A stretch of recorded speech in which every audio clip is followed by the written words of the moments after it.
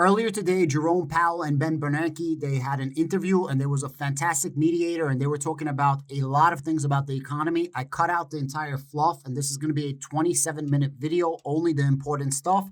Definitely listen to what they're saying about the banking system and listen to the voice and tone of Jerome Powell, where he's basically saying at this particular point in time, we can analyze the data. We have the luxury of calming down and seeing what's going on.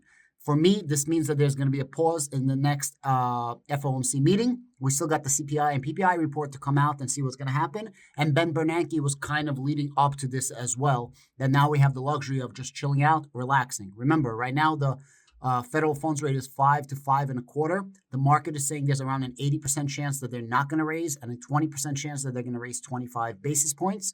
We still got to see what's going to happen, but it seems like everything is going to calm down right now. At the same time, inflation by some measures is going to come very close to the low 4%. So now the federal funds rate is severely higher than the inflation rate, which leads to a very interesting dynamic that we have right now.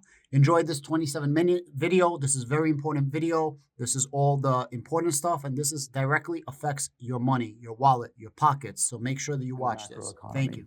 Both of you, during your 10 years as chair, have faced very significant historic financial crises. Ben, obviously you confronted the global financial crisis, and Jay, the global pandemic. Those episodes were clearly acute, very vivid examples of the connections between the macroeconomy and the financial system, as well as, I think, a good illustration of the role of central banks in such episodes. But Ben, your research, importantly, and the research that you have inspired, has really demonstrated that understanding the connections between the financial sector, credit markets, and banks and the real economy is critical for even understanding traditional business cycles. So with that as background, we have just experienced a period of stress in certain parts of the banking system here in the United States. So I want to get your take on those developments, how you think they match up compared to some previous episodes, and what they might mean for the economy. Well, in some dimension, the recent crisis has followed the standard sequence. I don't know anything about Silicon Valley Bank other than what I read in the paper, so please don't misinterpret this. But it was a classic situation where they had assets that were subject to risk, and in particular, as interest rates rose, the value of their long-term assets fell and their capital fell. They had hoped to hedge that by their deposit franchise, where as interest rates rose and interest rates moved more slowly on deposits, that would partially compensate, but they were dealing with customers who were very social media savvy, and that didn't really work. So after the decline in capital, you had the second stage, which is runs, people taking out their money, which ultimately led to the collapse of the bank, despite, I may add, the good efforts of the Fed and the FDIC to provide liquidity and provide support for depositors. The third stage of the banking crisis is contagion, and people looked at other banks and said, oh, they look sort of vaguely like Silicon Valley Bank. They got the same number of letters in their name and all kinds of things like that, and that caused people to begin to remove, deposits elsewhere. And finally, the reason this is important is that it ultimately affects credit conditions, and the Federal Reserve is, of course, looking at the effects of bank problems and other financial issues on the extension of credit and therefore on the real economy. So, in that respect, I think it's very similar to other crises. I think it's different from the global financial crisis in many ways, including its scale and scope, of course, but I would mention a couple of things, a couple of important differences. One is that the impaired asset in this case was US Treasuries, which are very different assets in kind from subprime mortgages, in that US Treasuries can always be valued accurately, and so there's not the uncertainty that was associated with subprime mortgages. And secondly, as the economy declines, if it does decline, US Treasuries actually become more valuable rather than less valuable, and so there's kind of a counter-cyclical effect. So that's one very important difference, I think. And then the other worth mentioning, but very important, is that relative to, say, the GFC or the Great Depression, overall, borrowers are in much better shape, than they were in these previous episodes. And that makes a big difference, both in terms of the stability of the banks and also in terms of the impact on consumer spending and the economy in general. Well, I guess a major reason that situation didn't get worse, and I think the contagion was very much contained, were the forceful actions, Jay, that you and the Federal Reserve took through the use of your liquidity tools, including the creation of the Bank Term Funding Program. However, in deploying these liquidity tools, that has come at, against this backdrop where the preeminent monetary policy concern is high inflation. And that's, of course, a little different from some of the earlier episodes, and has raised renewed discussions about the so-called separation principle, right? And so I wanted to ask you how you think about the use of financial stability tools and liquidity tools as opposed to more traditional monetary policy tools and how they fit together. It's an interesting question, but I want to start by saying, though, that the overall, the banks and the banking system are strong and resilient and well-positioned to deal with the challenges they may face now or in the future. So as you pointed out, we do have separate tools, monetary policy to achieve our macroeconomic objectives, liquidity, supervisory, and regulatory tools to address financial stability issues.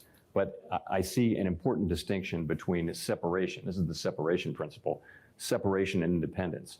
Our tools can have separate objectives, but their effects are often not entirely independent. So the tools are complementary almost all of the time because financial and macroeconomic stability are so deeply intertwined.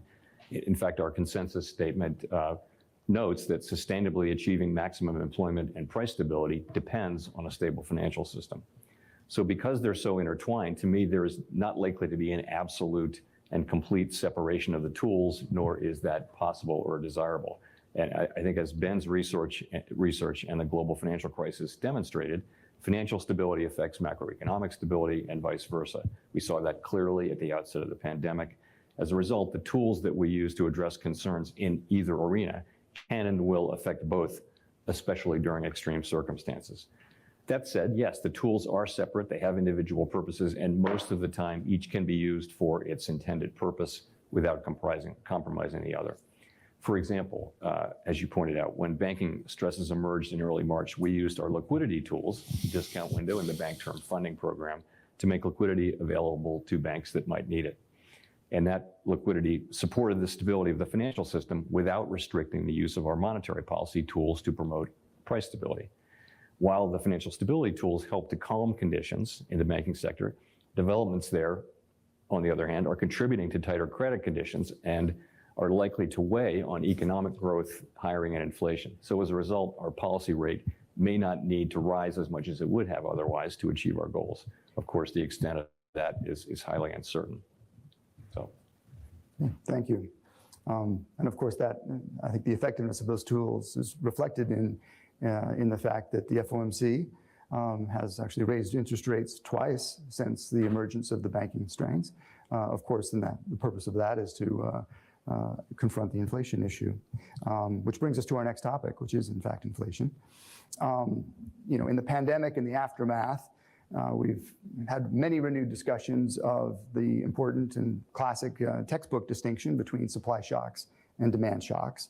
And in particular, the particular challenges that a supply shock can present to a central bank.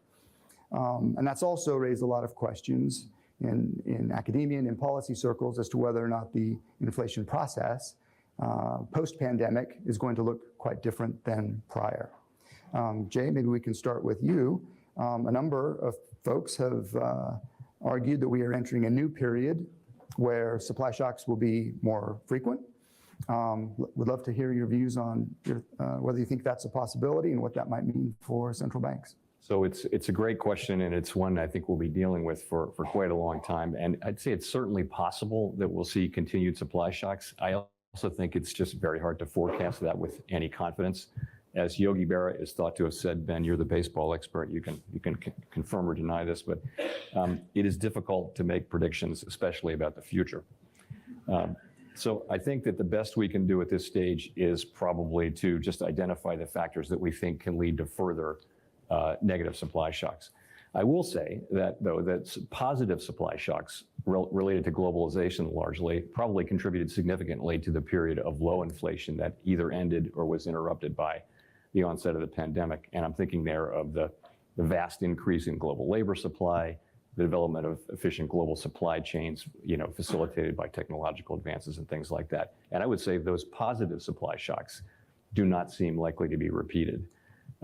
At the same time, the drivers of the current inflationary surge certainly included a sequence of large negative supply shocks to the global supply chain for goods, which also experienced a large and persistent shift in demand from services to goods, and also the supply of workers. On top of that, Russia's war against Ukraine brought further shocks to global supply chains, particularly supplies of energy and non-energy commodities.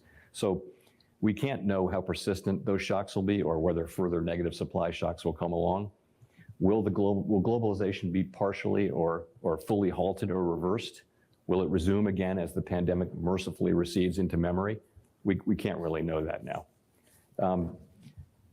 But for policymakers, the bottom line is that central banks will continue to be responsible for providing price stability, and that will require us to navigate whatever additional supply shocks do occur. So as Tomas and Ben and their co-authors wrote in the inflation targeting book, what a central bank can do is control inflation. And that is true over time, even in the presence of supply shocks, should they come.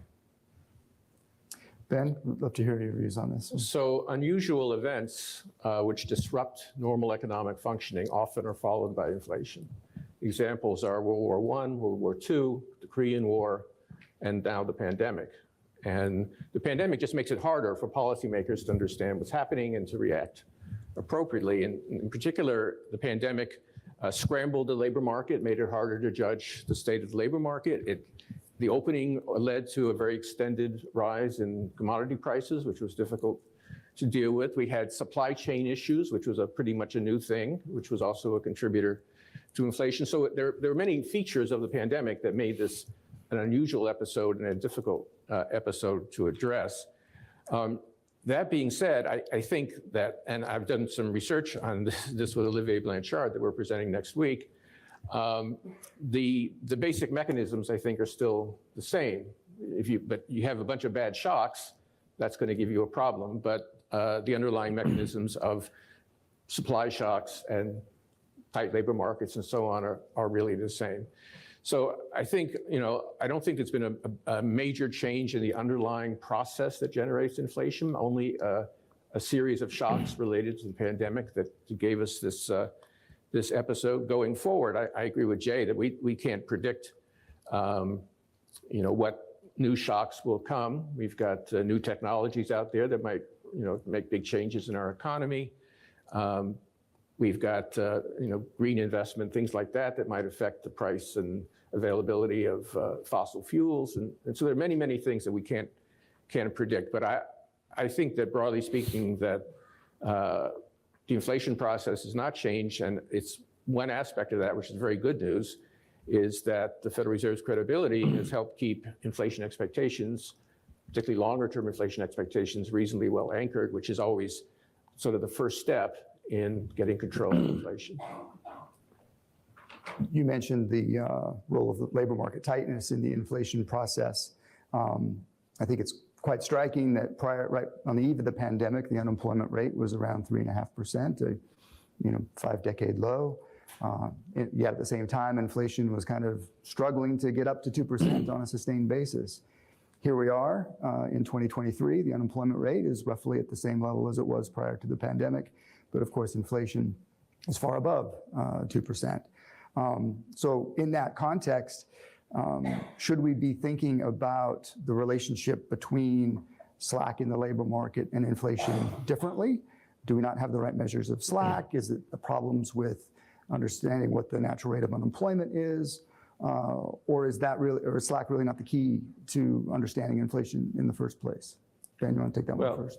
As I was talking about before, I think that the pandemic, to some extent, scrambled the usual signals from the labor market.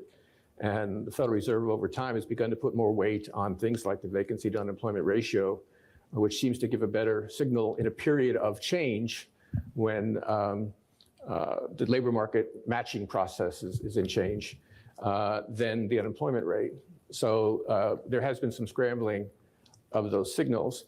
That being said, it's simply not true that, even in people who understood since the 70s that there's not a simple inverse relationship between inflation and unemployment. In particular, what can break that relationship is supply shocks. And so during the 70s, we didn't particularly have tight labor markets most of the time. We had high inflation, A, because we had oil price shocks, which the Fed did not respond to adequately, B, because inflation expectations were not well anchored, and there was a strong tendency for price increases to feed into wage increases, to feed into price increases. So because of the presence of supply shocks and inflation expectations dynamics, there's no reason why low unemployment and high inflation can't coexist. But the remedies might be, depending on the situation, might be somewhat different.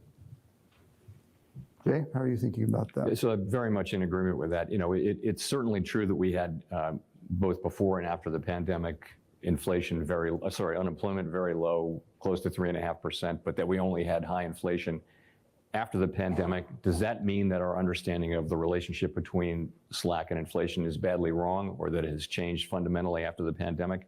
And my answer would be tentatively no to both of those questions. I think what really is different this time was the series of unexpected and persistent supply shocks that featured in the inflation process. I don't think labor market slack was a particularly important feature of inflation when it first spiked in spring of 2021. By contrast, I do think that labor market slack is likely to be an increasingly important factor in inflation going forward. In particular, inflation in non-housing services is showing signs of real persistent. In this highly diverse sector, labor costs are a high proportion of total costs, and that sector happens to account for more than half of the core PCE index. But all of this, the point is, all of this can be explained, I think, using our standard framework for understanding labor market slack. You could say it this way, that the natural rate of employment probably rose sharply as the pandemic severely disrupted the labor market. And the implication of that would be that an unemployment rate of, say, 4% indicated a much tighter labor market in 2021 than it did in 2018. And as Ben mentioned, of course, after the pandemic, we began looking at much more closely at alternative measures, particularly vacancies, but also quits, which have been signaling even greater tightness than the unemployment rate alone might have thought to have been signaled. I mean, to put some numbers on it, at the end of 2018 and the end of 2021, we had 4% roughly unemployment in both cases. In 2018, the vacancies to unemployment ratio was 1-to-1 essentially. In 2021, it was 2-to-1. And that was a much better indicator, obviously, at that time of the simple standalone unemployment rate. Although, as I mentioned, you could also think of it as the natural rate being highly elevated. The other thing is, it may also be the case that the Phillips curve has steepened, meaning that inflation has returned, at least for now, to being more responsive to changes in the labor market slack. But the Phillips curve was once thought to be fairly steep after flattening. Relationships in the economy, like the Phillips curve, evolve over time. So I would not characterize that as a problem for our understanding of inflation. Very good, thank you. Maybe we can pivot here to the topic of central bank communications. It's widely understood now that the better the public understands the conduct of monetary policy, the more effective it will be. But fostering that type of understanding really requires a lot of communications. And of course, that can be hard. Both of you have been powerful advocates for advancing monetary policy communications, both with an eye toward making policy more effective, but also for the purposes of promoting transparency and accountability.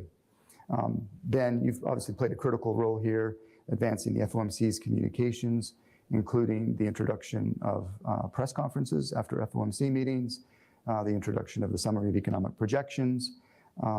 So what changes over this period since the communication, say, revolution began, would you highlight as being some of the most effective, most important, and where do some remaining challenges exist? Well, let me talk about communication, because I think you need to understand that it serves multiple purposes. I mean, one of its purposes, the narrow purpose, is to try to align market expectations with the Fed's own thinking. I think that goes back to Alan Greenspan. You go back to 1994, the first FOMC statement. I mean, since then, the Fed has tried at least to give some indication of what it's thinking and what it sees as the risks to the economy. But beyond that, you mentioned transparency and accountability. This is a powerful institution. It's very important that it be accountable to the Congress and to the public, and best way to do that is explain what we think, what we're doing, and how we're going to go about that. There's other reasons for communication. One I would talk about is feedback. We're having a conference here. If the Fed puts out the issues that it's concerned about, economists will write articles or tweets and respond to that.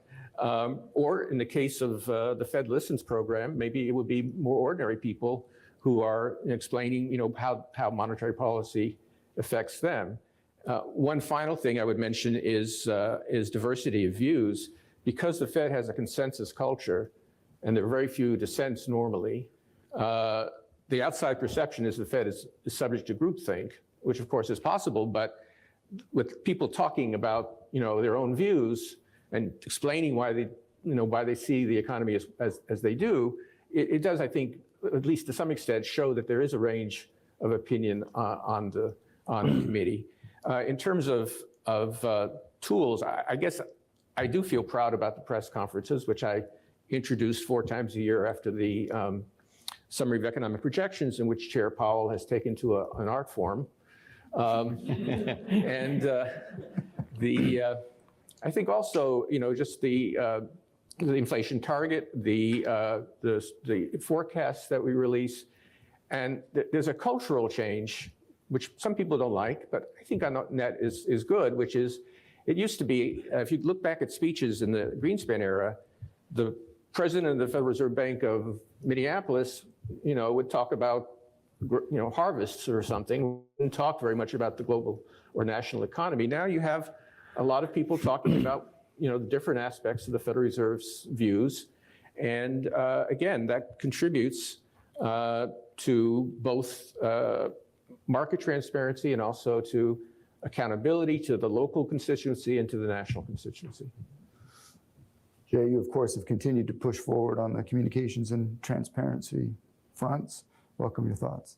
I think the broader setting is that transparency is especially important today.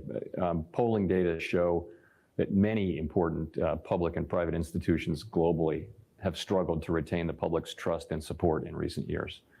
Now, we're an institution that serves a critical public mission, but to be here and work here is to know that the particulars of what we do and how we do it are not generally top of mind for most people. And on top of that, we have a critical and a rare grant of independence. And all of that to me means that we have a special obligation to explain ourselves clearly, what we do, why we do it, to provide transparency to the public and their elected representatives in Congress, so that we can earn and deserve their trust and support. And that's a critical task if we are going to sustain our democratic legitimacy through this interesting period.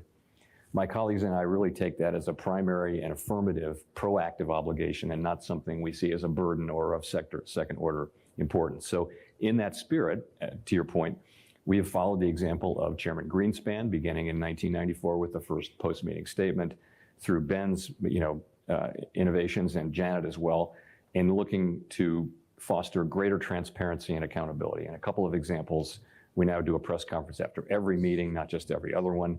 We have greatly expanded our congressional outreach to be certain that we hear directly from lawmakers on an ongoing basis, so that they have the information that they need to conduct appropriate oversight. As I mentioned, in 2019 and 20, we conducted a public review of our monetary policy framework, seeking input from a broad range of people and groups all around the country. We've also significantly expanded transparency beyond monetary policy. For example, we now publish semi-annual financial stability and supervision and regulation reports. Of course, there are always communication challenges, especially I find about communicating the uncertainty that attends our assessments of economic conditions and the outlook. The good example of this is, despite our persistent efforts to explain otherwise, the policy paths from the SEP seem regularly to be taken as a firm plan or a committee decision, rather than what they are, which is a compilation of individual participants' best assessments on a particular day of appropriate policy under the assumption that conditions evolve in line with their baseline forecasts. So that's just a challenge that we constantly face in the context of great uncertainty. Despite that, I would say, though, that the summary of economic projections has actually been very useful during this tightening cycle, as markets have looked ahead and priced in future rate hikes, long before they're actually implemented. Your last point really brings up the idea of communications as being an effective policy tool. And I guess the key element of that is the use of forward guidance.